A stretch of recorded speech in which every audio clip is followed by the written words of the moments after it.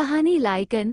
काम वाली गीता की अनोखी कहानी और कहानियां सुनने के लिए सब्सक्राइब और शेयर करें। पटना से दिल्ली की द्वारका कॉलोनी के इस घर में शिफ्ट हुए 8 दिन हो गए थे। घर पूरी तरह सेट होकर चमक रहा था, लेकिन मैं अस्तव्यस्त बेरौनक हुई जा रही थी। वजह वही जो हर तबादले के बाद झेलती आई हूँ। अच्छी कामवाली मिल नहीं पा रही थी, कुछ मुझे पसंद नहीं आ रही थी, कुछ को मेरा एक घर एक बाई वाला फॉर्मूला रास नहीं आ रहा था। नहीं जी, एक घर से कैसे पेट भरेगा।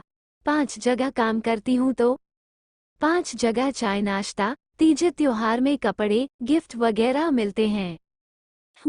एक घर के काम का समय तो इन्हें एक घर से दूसरे घर जाने में ही निकल जाता है, यह उन्हें नहीं दिखता। ऊपर से 5 जगह दौड़ने में पैर घिसते हैं, थकान होती है। 5 जगह बातें सुननी पड़ती हैं, वो नहीं कुर्ती हुई मैं बुदबुदाए। शादी के बाद जब मैं आई थी तो इन बाइयों ने उस वक्त भी मेरी नाक में दम कर रखा था।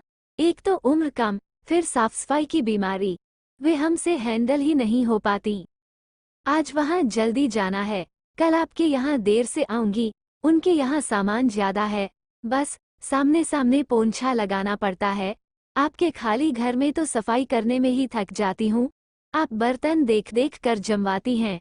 अरोड़ा मैम तो सोई रहती हैं, मैं सारा काम निपटा आती हूँ। सुन सुन कर मैं परेशान हो जाती।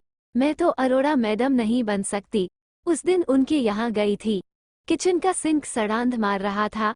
जिस कप में चाय लाई वह भी चिपचिपा था, मुझसे तो चाय पी ही नहीं गई। फिर उनका भेदिए जैसा सवाल, जमुना आपके यहाँ बर्तन जमाती है, कपड़े मशीन में डालती है, शाम को किचन व हॉल में पोंछा लगाती है। हाँ, बोलने पर जमुना शाम को मुंह फुलाए घुसती। आपने अरोड़ा मैडम को क्या बतलाया, अब वे भी सब काम करवाएंगी। अगर गलती से ना बोलो तब वे मैडम नाराज, आप पैसा ज्यादा देकर यहाँ का रेट बिगाड़ रही हैं। थक कर मैंने एक अलग कामवाली रखने का निर्णय लिया।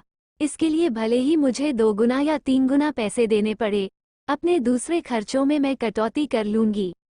इतवार की सुबह थी, सब अलसाए से सो रहे थे। मैं झाड़ू लगा रही थी कि तभी दरवाजे की घंटी बजी। बिट्टू, दरवाजा खोलो, दूध वाला होगा। साहबजादे कुनमुनाते हुए उठे और दिन होता तो मजाल था वो उठ जाए। वह तो अभी काम के ओवरलोड की वजह से मैं फुल चार्ज रहती थी, कभी भी किसी पर फट सकती थी, इसी कारण सब डरे रहते। मम्मा, अनूप अंकल आए हैं। अनूप, इनका ड्राइवर। आज इस वक्त कहीं इन्हें आज भी तो नहीं जाना है। मेरा नाश्ता भी नहीं बना। इसी उधेड़बुन में बाहर आई। नमस्ते मैडम, ये गीता है, काम ढूंढ रही है, बिहार की ही है, पास की ही बस्ती में रहती है। अनूप ने बिहार की ही है पर जोर देते हुए कहा, जैसे बिहार का नाम सुनते ही मैं किसी को भी सिर आंखों पर बैठा लूंगी। नमस्ते आंटी, आवाज सुनकर मैंने उसकी तरफ देखा। लंबी, छरहरी, सांवली सी, बड़ी बड़ी आंखों में हल्का काजल, संवरी भौहें, करीने से कड़े बाल, सुंदर व कीमती सूट पहने 25-26 साल की लड़की मुस्कुराती हुई खड़ी थी। ये कामवाली है, मैंने मन ही मन सोचा और तब मुझे ध्यान आया कि मैं एक फटीचर नाइटी में अब तक हाथ में झाड़ू लिए खड़ी थी। हड़बड़ा कर मैंने झाड़ू नीचे पटकी। शुक्र है कि अनूप ने मुझसे पहले बात कर ली, नहीं तो ये तो मुझे बाई ही समझ बैठती। अनूप को विदा कर गीता को भीतर बुलाया। रसोई में चाय उबल रही थी, उसके लिए भी थोड़ा पानी डाला। 1 कप इन्हें कमरे में दे आई, 2 कप चाय उसे लाने को कह मैं सोफे पर बैठ गई। एक ही घर में काम करना होगा, मैंने अपनी शर्त सुनाई। हाँ जी, मैं तो एक घर से ज्यादा कर भी नहीं सकती, अपने घर का भी तो काम रहता है। वो तो क्या है कि बाहर निकलने से थोड़ा मन भी बदल जाता है और थोड़ी कमाई भी हो जाती है, बिल्कुल दिल्ली वाले अंदाज में उसने जवाब दिया। शादी हो गई? और क्या, 3 बच्चे हैं? क्या 3 बच्चे? कब हुई शादी? कितनी उम्र है तुम्हारी? आंटी, हमारे यहाँ बेटी को 16 साल से ज्यादा कोई नहीं रखता, बहुत शिकायत होती है। मेरी शादी 15 वर्ष में हुई, 17 में गौना, 18 में बेटी, 2-2 साल के अंदर 2 और बेटे, 10 साल की बेटी है मेरी।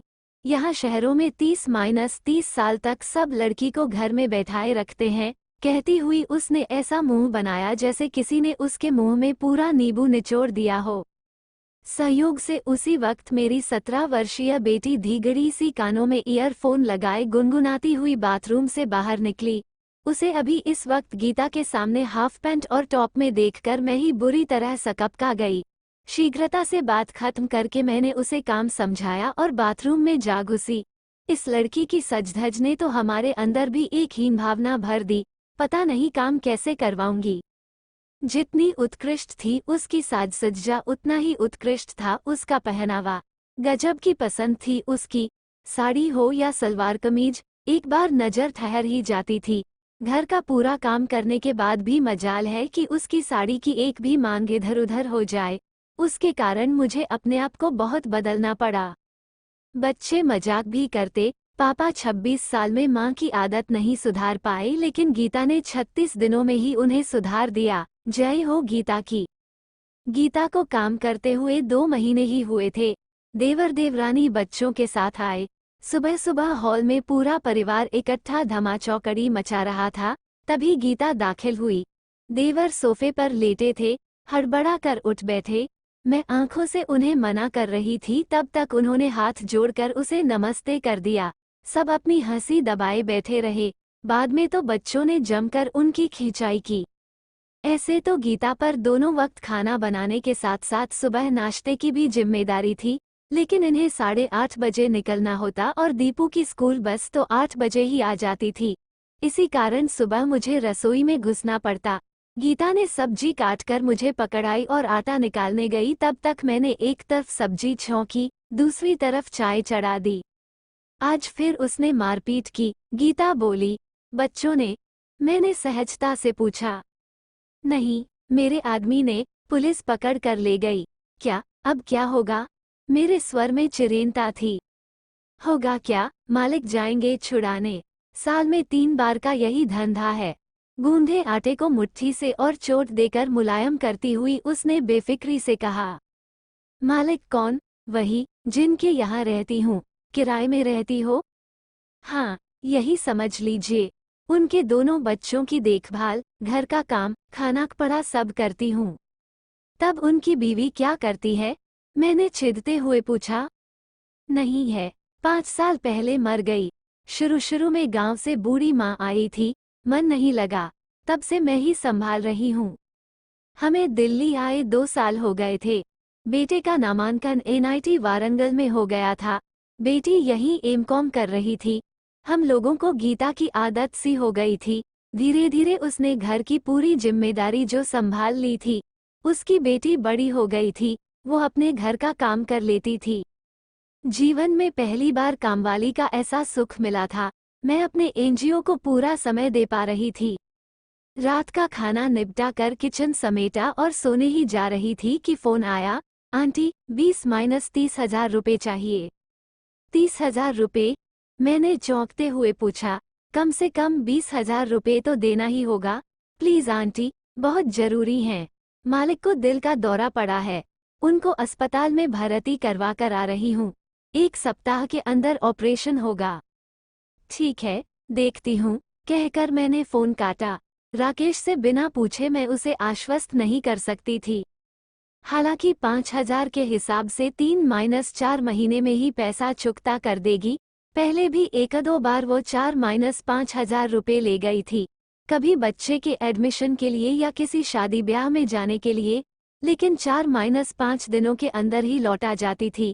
राकेश पहले तो 20 हजार रुपये पर थोड़ा झिझके, मेरे समझाने पर 10 हजार रुपये देने को तैयार हुए। अपने पैसों में से छिपाकर 10 हजार रुपये मिलाकर मैंने दूसरे दिन उसे बुलवा कर पूरे 20 हजार रुपये दे दिए। गीता तो आज पहचान में ही नहीं आ रही थी। श्रृंगार विहीन, कुम्हलाया चेहरा, पपड़ी पड़े होंठ, बिना कंघी किए बाल, सूजी आंखें, लगता था रात भर सोई नहीं थी। उसका ऐसा रूप पहली बार देख रही थी मैं। थोड़ा आश्चर्य भी हुआ, माना कि मकान मालिक अच्छा है, इन लोगों का ख्याल भी रखता है, फिर भी है तो पराया ही, उसके लिए इतनी चिंता। उस दिन जब पति जेल गया तो ये बिल्कुल सामान्य थी, मानो कुछ हुआ ही न हो। बहरहाल 15 दिनों के लिए उसने ही एक बाई ढूंढ कर लगा दी थी। मैंने गीता को 1 महीने की छुट्टी दे दी। महीने भर बाद पुरानी गीता लौट आई। वही मुस्कुराता चेहरा, वही साज श्रृंगार। कैसे हैं तुम्हारे मकान मालिक? हाँ आंटी, अब ठीक हैं। कल से काम पर जाने लगे हैं। शुक्र है, सब कुछ समय रहते हो गया। मालिक के दोस्त का मेडिकल कॉलेज में कोई रिश्तेदार है, उसने बहुत सहायता की, वरना इतनी जल्दी ऑपरेशन कहाँ हो पाता। तुमने तो बहुत किया उसके लिए, पैसे से लेकर देखभाल, सेवा शुश्रूषा तक। इतना तो अपने भी नहीं करते। उसके घर से कोई आया था। न चाहते हुए भी मेरे स्वर में थोड़ा व्यंग्य आ गया था। अचानक उसका हंसता चेहरा मुरझा गया। वो चुपचाप उठकर अपने काम में लग गई। पोंछा लगाते लगाते मेरे पास आकर बैठ गई। आंटी, अब आपसे क्या छिपाऊं? मैं मालिक के ही साथ रहती हूँ। इस बात को कहने के लिए इतनी देर में उसने अपने को मानसिक रूप से तैयार किया था। इन 3 सालों में इस सच का अंदाजा कुछ कुछ मुझे हो ही गया था। शादी कर ली है? नहीं। फिर तुम्हारा पति? वो भी वहीं रहता है। मालिक की माँ जब गांव चली गई, मैंने उनका काम करना शुरू किया। पहले चौका बर्तन, फिर खाना बनाना। मैं बहुत कष्ट में थी। अच्छे खाते पीते घर की लड़की हूँ। मायके में जमीन जायदाद है। पिताजी की गांव में किराने की दुकान है। लड़का दिल्ली में नौकरी करता है। इसी बात पर शादी हो गई। 3 बच्चे हो गए। यहाँ आने पर असलियत पता चली। 3 कमाता 13 पी जाता है। घर में एक पैसा भी नहीं देता। ऊपर से रात में पिटाई करता। बच्चे भूख से बिलबिलाते थे। अंत में घर के पास में ही बन रही सोसाइटी में ठेकेदारी में काम करने लगी। वहाँ भी स्थिति अच्छी नहीं थी। पूरे 8 घंटे काम, ठेकेदार की गंदी हरकतें, भद्दी गालियाँ, मिस्त्री का घिनौना स्पर्श, फिर भी पैसे मिल रहे थे, बच्चे पल रहे थे। एक दिन मेरी बेटी किसी काम से हमारे पास आई। एक मजदूर उसका हाथ पकड़ने लगा। मैंने गुस्से में पास रखे डंडे से उसके हाथ पर जोर से मारा। हंगामा हो गया। उसी वक्त मालिक वहां से गुजर रहे थे। उन्होंने सबको डांट-डपट कर भगाया। मैं लगातार रोए जा रही थी। यहाँ क्यों काम करती हो? क्या करूं? बच्चे खाएंगे क्या? खाना बनाना आता है? बचपन से तो वही करती आई हूँ। करम फूट गए थे जो यहाँ आई। कल सुबह स्कूल के बगल वाले मकान में आना। चावला मैनेजर का नाम पूछोगी, कोई भी बता देगा। दूसरे दिन सुबह जो गई, तो वहीं की रह गई। पूरे दिन काम करके रात का खाना बनाकर लौट आती थी। बच्चे बगल वाले सरकारी स्कूल में जाते थे। उन्हें दिन का खाना वहाँ मिल जाता था। शाम को मालिक कहते कि बच्चों को यहीं बुलाकर खिला दिया करो। उस रोज खाना बनाकर मैं बर्तन मांज रही थी कि बेटी दौड़ती हुई आई। अम्मा, बाबू को पुलिस पकड़ कर ले गई। बिलावल के साथ मारपीट कर रहा था। 2 दिनों तक मैं दौड़ती रही। पुलिस कुछ नहीं सुन रही थी। अंत में मालिक ही छुड़वा कर लाए। उसे भी बगीचे की सफाई, घर की रखवाली के लिए रख लिया। जो मनुष्य अपनी बीवी बच्चों का, खुद अपना भी ध्यान नहीं रख सकता तो घर की क्या रखवाली करता। आंगन की तरफ पिछवाड़े में एक कमरा था, वहीं पड़ा रहता। बाद में हम लोग भी थोड़ी बहुत गृहस्थी के सामान के साथ वहीं रहने लगे। दोपहर में बच्चे स्कूल गए हुए थे। सब काम निपटा कर सोचा कि थोड़ा सुस्ता लूं। कमरे में घुसी तो देखती हूँ कि मेरा आदमी मेरी एकमात्र अमानत मेरे बक्से का ताला तोड़कर सारा सामान इधर उधर करके कुछ ढूंढ रहा है। बेटी कितने दिनों से पायल के लिए जिद कर रही थी। मैंने जोड़ जाड़ कर 1000 रुपये जमा किए थे। उसे रुमाल में बांधकर बक्से में रखते हुए उसने शायद देख लिया था। बेटी के शौक पर पानी फिरते देख मैं जोर से चिल्लाई, क्या खोज रहे हो? वो बोला, तुमसे मतलब? मेरा बक्सा है, सामान मेरा है, तब मतलब किसको होगा? मैंने कहा। ठहर, अभी बतलाता हूँ किसका सामान है। हक जताती है। एक भद्दी गाली देते हुए वो मुझ पर झपटा। मैं पलटकर भागने के लिए मुड़ी ही थी कि मेरे कान की बाली उसकी उंगलियों में फंस गई। उसने जोर से खींचा। बाली उसके हाथों में चली गई और मेरे कान से खून बहने लगा। शोर सुनकर मालिक आ गए थे। उन्होंने उसे धक्का देकर अलग किया। मेरी हालत देखकर उन्होंने कहा, इस आदमी के साथ कैसे रह लेती हो? बक्से से रुपए और मेरी सोने की एक बाली लेकर वह भाग गया। 20 दिनों के बाद वह लौटा।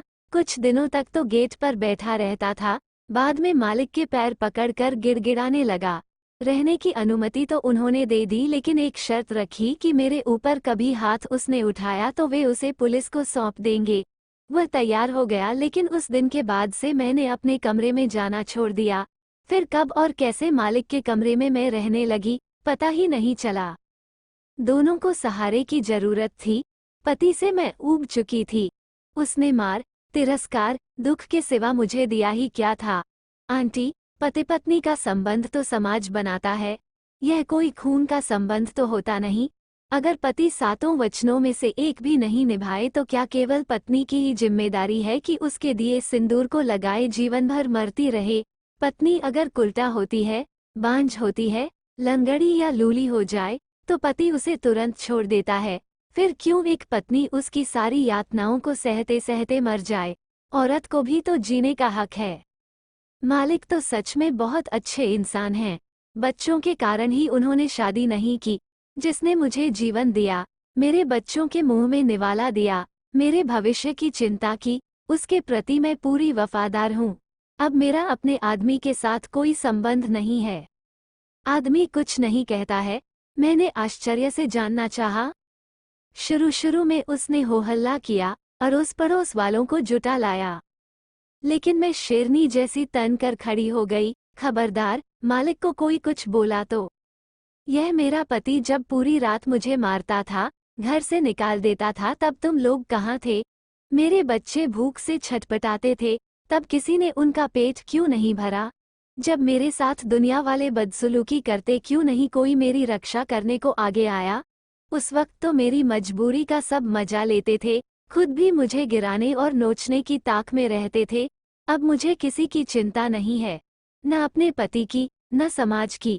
जिसको जो करना है, मैं निपट लूंगी सबसे, मगर मालिक को बीच में मत घसीटना। पता नहीं कहाँ से मुझ में इतनी हिम्मत आ गई थी। असल में अब मुझे मालिक का सहारा था। लगता था कुछ होगा तो वे संभाल लेंगे। पहले किसके भरोसे पर हिम्मत करती। आदमी ने भी बाद में समझौता कर लिया, कपड़ा वगैरह उसे मालिक दे देते हैं, कोई जिम्मेदारी नहीं। बैठे बिठाए खाना पड़ा मिल रहा है स्वार्थी को, उसे ये सौदा अच्छा ही लगा। बहुत ही सहजता से गीता ने अपने आप को एक पत्नी, एक माँ और रक्षिता में बांट लिया था। उसकी बातें प्रवाहित थीं। आंटी, औरत शादी ही इसलिए करती है कि उसे एक सुरक्षित छत, मजबूत सहारा और निश्चित भविष्य मिले। मुझे भी यही चाहिए था और कोई लालच मुझे नहीं था। एक दिन तो मालिक ने अपनी पत्नी की सारी साड़ियाँ, गहने वगैरह भी मुझे थमा दिए थे। उनकी साड़ियाँ तो मैं पहनती हूँ, लेकिन गहने मैंने जिद करके बैंक के लॉकर में रखवा दिए। इन पर उनकी बेटी और बहू का ही हक है। उन्होंने मुझे सहारा दिया, मुझे और कुछ नहीं चाहिए। औरत भले ही अपनी आज़ादी के लिए आंदोलन करती हो, आदमी पर आरोप लगाती हो कि उसको घर में बांधकर कैद करके रखा है, लेकिन आंटी, अगर हमें एकदम खुला भी छोड़ दिया जाए तो कुछ दिन तो यह आज़ादी हमें अच्छी लगेगी। आकाश में उड़ने का गुमान भी होगा, लेकिन बाद में थक कर हमारे पंख टूट जाएंगे, बिखर जाएंगे। औरत को एक आधार, एक सहारा चाहिए ही। उसे बंधन पसंद है, उसकी आदत है, उसका स्वभाव है ये। मैं अवाक नारी सशक्तिकरण की धज्जियां उड़ाती उसकी बातें सुन रही थी। अगर ईमानदारी से हर स्त्री अपने मन को टटोले तो क्या गीता गलत कह रही थी? यह एक महिला के सहज उद्गार की व्याख्या थी। शायद हर स्त्री के भीतर दिल एक सा ही धड़कता है, उसकी भावनाएं एक जैसी होती हैं। शिक्षा से भले ही उनके विचार बदल जाएं, भावनाएं नहीं बदलती। समाज के खोखले मापदंड के हिसाब से गीता की सोच, उसका चरित्र भले ही गलत हो, लेकिन मुझे तो वो किसी दृष्टिकोण से गलत नहीं लगी। वनस्पति विज्ञान में एक पौधा होता है लाइकन, कवक और शैवाल का मिला सत्य। उस पौधे में मौजूद कवक बाहरी आघातों से पौधे की रक्षा करता है, जबकि शैवाल अपने हरे रंग के कारण प्रकाश संश्लेषण करके पौधे को भोजन प्रदान करता है। दोनों एक दूसरे पर आश्रित, एक दूसरे से लाभान्वित। इस संबंध को सिम्बायोसिस कहते हैं। गीता और मालिक का संबंध भी तो सिम्बायोसिस ही है, लाइकन की तरह।